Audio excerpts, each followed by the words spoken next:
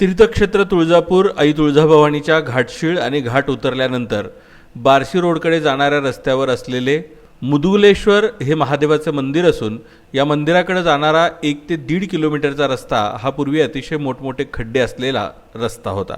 तुळजापूर परिसरातील हा भाग म्हणजे थोडक्यात या भागांमधील मिनी कोकण म्हणून ओळखला जाणार आहे। मुदगलेश्वर या मंदिराकडे जाणारा हा रस्ता आहे। अतिशय झाडीझुडपानं वेढलेला हा परिसर आहे।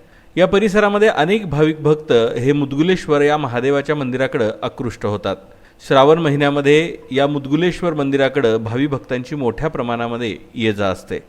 या ठिकाणी येताना त्यांना पूर्वी खड्डेयुक्त अशा रस्त्यातून वाट काढून यावी लागत होती, परंतु आता तुळजापूर विधानसभा मतदारसंघाचे आमदार राणा जगजितसिंह पाटील यांच्या निधीतून हा रस्ता पूर्णतः दुरुस्त झालेला असल्यामुळे या भागाकडे येणारा भाविक भक्त समाधान व्यक्त करतोय।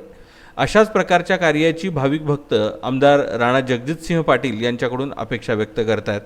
तुळजापूर शहरामधील असलेलं घाणीचं साम्राज्य याकडेही आमदार साहेबांनी लक्ष पुरवावं अशी देखील मनोकामना व्यक्त केली जाते।